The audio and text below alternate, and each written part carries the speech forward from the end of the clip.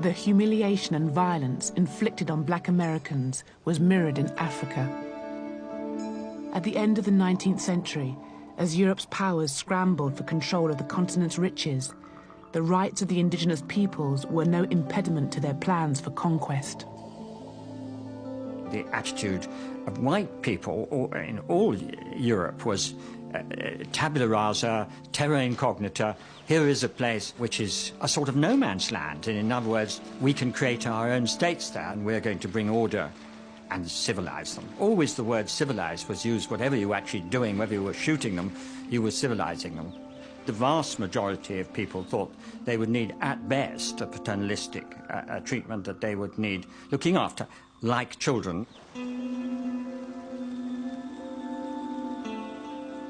After the Conference of Berlin in 1885, Europeans embarked on a continent-wide land grab. In less than 20 years, 90% of African territory would be placed under European colonial rule. One of the main beneficiaries was King Leopold II of Belgium. Aware of the vast fortune to be made, he persuaded Europe's powers to recognize his sovereignty over one of Africa's largest regions, the Congo. Here was this man who became King of Belgium in 1865 at the age of 30. Enormously shrewd, enormously greedy, enormously ambitious, and with an absolutely brilliant sense of public relations. He hired the explorer Henry Morton Stanley, the man who found Livingstone, to go to the Congo and essentially stake out this huge territory for him. Leopold got first the United States and then all the major nations of Western Europe to ratify his seizure of this enormous territory in the center of the continent. First, Leopold created a smokescreen, claiming that he wished to educate a savage people. They were all really fooled by Leopold because they took him at his word. They thought he was a man who's going to lose all his money in this crazy philanthropic venture. But they didn't realize what he was really after at all, which was to make himself hugely rich by exploiting brown hands and broad backs who were going to carry the wealth of Africa and load it on ships for his own personal profit.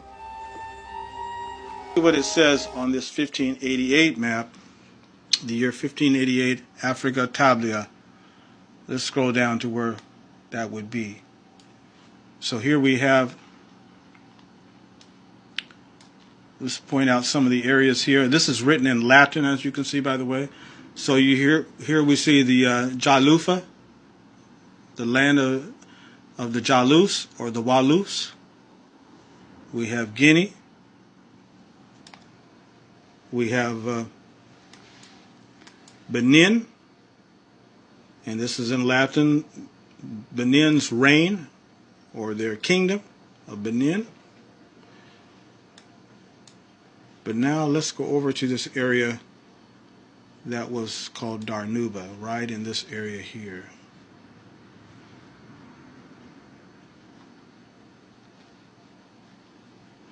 And here we have this area, notice this, friends, written in Latin.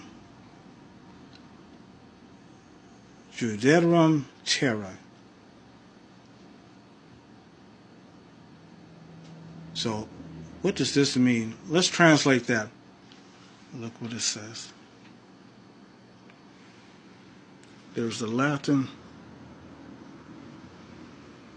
There's the English. That's what this means. The land of the Jews. Man, it's deep, man. Every time I look at this, man, I get so emotional. So deep. And there it is. In the year 1588. In the 1500s.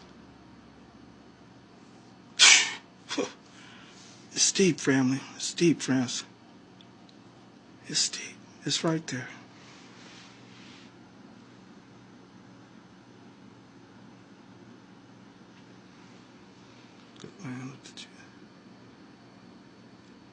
And you know what else is so deep about this, brothers and sisters?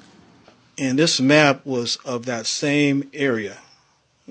This is a map of the Congo region here, right there in Central Africa. Here's all over here would be where, as you can see on here, this would be where Nigeria, Benin, Ghana, Sierra Leone, all those areas. But then when you come down into this curve, here you're right in the same area. And look at that, Congo, Angola. And this was where many of the enslaved were taken from their villages, put on the slave ships. Zephaniah 3 verse 10, from beyond the rivers of Ethiopia, my worshippers, my scattered people, will bring me offerings.